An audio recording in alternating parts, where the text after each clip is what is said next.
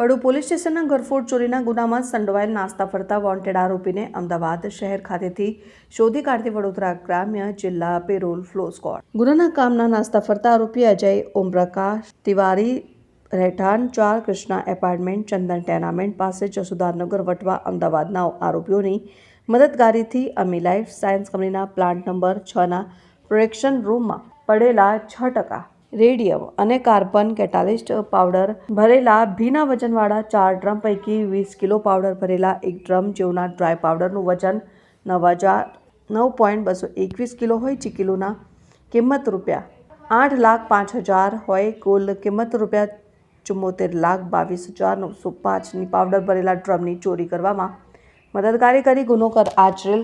ગુનો દાખલ થયા બાદ આરોપી આજ દિન સુધી પોલીસ ધરપકડથી દૂર હતો. પકડાયેલ આરોપીમાં અજય ઓમપ્રકાશ તિવારી રહેઠાણ 4 કૃષ્ણાનગર એપાર્ટમેન્ટ ચંદન ટેનામેન્ટ પાસે જશોદાનગર વટવા અમદાવાદ.